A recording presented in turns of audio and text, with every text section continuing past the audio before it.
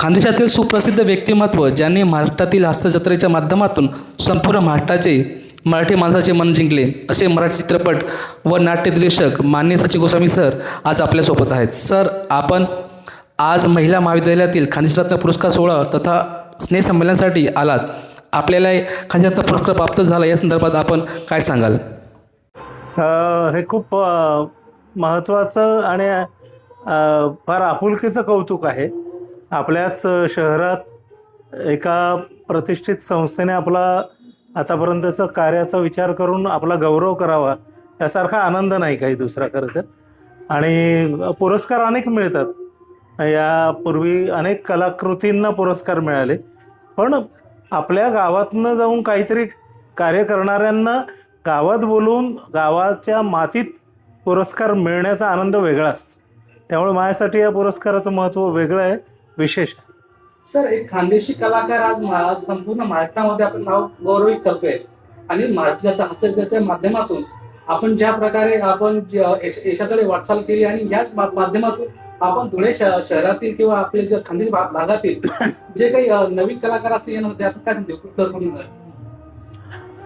नाही, संधीनं तशी कोणी उपलब्ध करून देत नसतं. कारण मी पण गेलो त्यावेळी काही तिथं कोणी गॉडफादर नव्हतो. गॉडफादर कोणी नसतं सुद्धा. कारण कला ही अत्यंत काय म्हणता येईल त्याला, बाप दाखवून ते श्राद्ध करा अशा प्रकारची गोष्ट आहे. त्यामुळे आपल्याला आधी आपल्यावर खूप काम केलं पाहिजे, आपण तेवढे पात्र झालो पाहिजेत आणि मग आपण कलाक्षेत्राकडे आलं पाहिजे. कारण संधी मिळणं वगैरे हा ना योग आहे. एक संधी मिळाली म्हणजे तुमचं करिअर झालं असं नाही. ती मिळालेल्या संधीचं तुम्हाला सोनंही करता आलं पाहिजे आणि एका संधीतनं पुढची चांगली संधी, त्यातनं पुढची मोठी संधी, असं एक चक्र तयार करायला लागतं, एक चेन तयार करायला लागते. त्यासाठी आधी स्वतःवर आपल्या शहरात असताना एक प्रयोगशाळा म्हणून एकांकिकांच्या माध्यमातून काही इम्प्रोव्हायझेशन्स करून, आपसातल्या चर्चेतनं एक संस्था तयार करून काही प्रयोग करून स्वतःवर खूप उत्तम तयारी करून मग तिकडे जायला पाहिजे. अन्यथा ओळखीतनं संधी मिळते, करिअर नाही होत. सर, आपण आता मगाशी भाषणामध्ये सांगितलं की धुळे शहरामध्ये अशा स्वरूपाचे काहीतरी विद्यापीठ किंवा काहीतरी कार्यशाळा निर्माण होणं गरजेचं आहे. या संदर्भात आपण काय सांगणार? नाही, ही कार्यशाळा का झाली पाहिजे? आता एखाद्या मुलाला असं वाटलं की मला या कलाक्षेत्राकडे जायचं आहे, पुढे मोठं काहीतरी करायचं आहे, तर त्याला प्रयोगशाळा उपलब्ध काय आहे इथे आपल्याकडे? ज्या शहरात ती प्रयोगशाळा उपलब्ध असते त्या शहरात मुलं तिथे जाऊन प्रयोग तरी करतील ना काहीतरी. जर एक वर्कशॉप असेल इथं कायमस्वरूपी शासनाच्या मदतीने म्हणा, काही संस्थांच्या मदतीने, किंवा काही आता आमदार साहेबांना मी विनंती केली की तुमच्याकडे जे विविध फंड असतात त्यातनं कलाक्षेत्रासाठी एक छोटा फंड वापरून एक धुळे शहराचं एक सांस्कृतिक केंद्र तयार केलं तर अनेक उत्तम सिनियर मंडळी आहेत की ज्यांना कलेची जाण आहे, ज्यांनी कलेसाठी अनेक वर्ष घालवलीत. असे आपल्याकडे मनोज वाघ आहेत, चंद्रशेखर आबा आहेत, पटू चौधरी आहे, भैया पाटील आहेत, असे अनेक जण आहेत. तर ही सगळी मंडळी एकत्र येऊन पुढच्या पिढीला एक चांगलं व्यासपीठ निर्माण करून देऊ शकतील, जिथे मुलं येऊन रोज संध्याकाळी बसून काही नाटकांचं वाचन असेल, स्वतःवर काहीतरी विषय घेऊन त्याच्यावर स्वतःचं इम्प्रोव्हायझेशन असेल, छोट्या छोट्या एकांकिका करून वेगळ्या वेगळ्या स्पर्धेत जाणं असेल, किंवा इथेच एकांकिकांचा प्रयोग करून मुळात धुळ्यात सगळ्यात मोठं चॅलेंज आहे ते प्रेक्षक जमवणं, हे सुद्धा आहे. कारण कलावंत तयार होतील, त्याला बघणारा प्रेक्षक पण उभा करायला लागेल. अनेक वर्षांची प्रेक्षकांची सवयसुद्धा आता आपल्याला तयार करावी लागेल. त्यामुळे खूप मोठ्या प्रमाणात काम केव्हा होईल, जेव्हा एक संस्था एक विश्वास निर्माण करेल. प्रेक्षक पण काय येत नसतो सध्या, कारण त्याला ॲश्युरन्स लागतो की मी तिथं गेल्यावर माझं रंजन प्रॉपर होईल.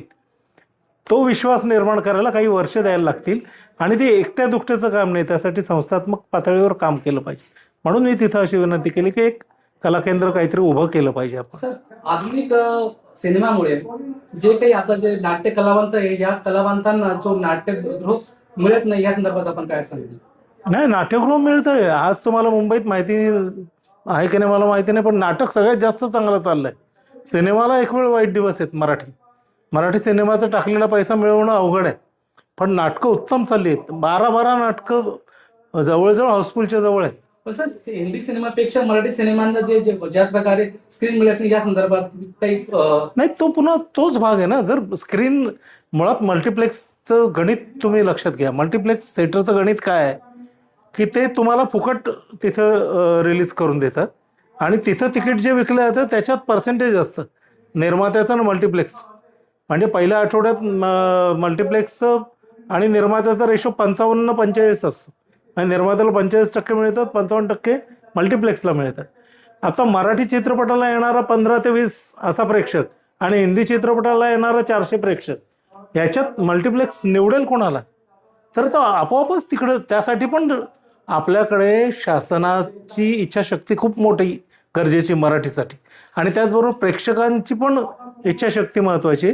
त्याचबरोबर कलावंतांनी दर्जेदार चित्रपट निर्माण करणंही गरजेचं आहे. हे दुष्टचक्र आहे, सगळंच एकत्र झालं पाहिजे, मग मराठीला उत्तम दिवस येतील. सर, अभिनयामुळे सर व्यावसायिक जी उत्पन्न सामग्री ही होऊ शकते का?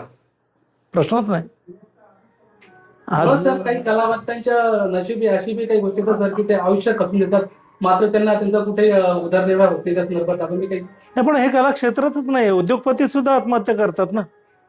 जर बिझनेस नाही चालला तर अनेकांचं हॉटेल बिझनेस आहे, अनेक जण हॉटेल टाकतात, त्याचं हॉटेल नाही चाललं तर तो रस्त्यावरच येतो. नेहमी ना यशाचा आणि अपयशाचा कम्पॅरिझन केलं तर आपण निवडक यशस्वींची उदाहरणं देतो, पण त्याच्यासाठी अनेकांनी अपयश पण झेललेलं असतं. तुम्ही राईट पाथवर आहात का? तुम्ही हे गरजेशी संबंधित कला आहे किंवा व्यापारसुद्धा गरजेशी संबंधित आहे. तुम्ही ज्यावेळी तुम्हाला इन्स्टॉल करताय त्यावेळी तुम्ही समाजाच्या गरजेचे आहात का? ग्राहकाच्या गरजेचे आहात का? चित्रपट नाटक हे पण ग्राहकाशी संबंधितच आहे. त्यामुळे अभिनयात आता माझ्याकडे हास्यचित्रात काम करणाऱ्या सगळ्यांनी गाड्या घेतल्या, सगळ्यांचे फ्लॅट झाले. गरीब घरातनं आलेली मुलं आहेत सगळी.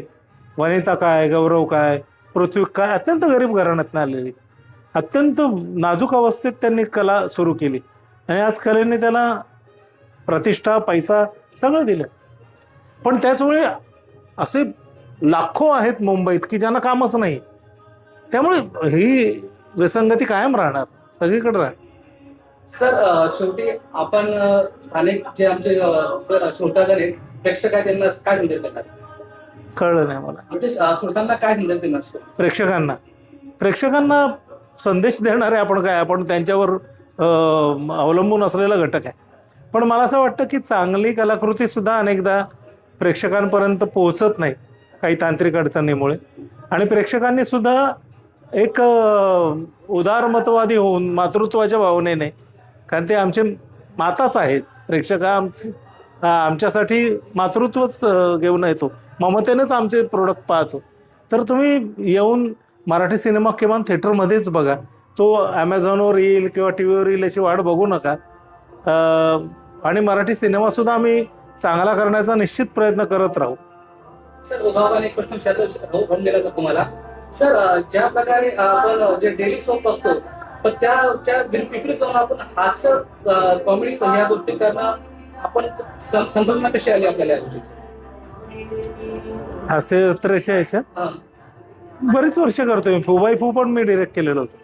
पण आता आपण बघतो सर की सासू सुनेचे जे भानगडी वगैरे आपण सिरियल पाहतो, एकीकडे हा प्रेक्षक वर्ग वेगळा आणि हास्य जत्रेचा वेगळा प्रेक्षक. कारण हा फॉर्मॅटच आहे ना प्रहसनांचा. लोकांना सासू सुनेचे ड्रामा बघणारा प्रेक्षक पण खूप मोठा आहे. आज स्टार प्रवाह त्याच्यावरच चाललाय आणि प्रचंड TRP असलेला प्रेक्षक आहेत.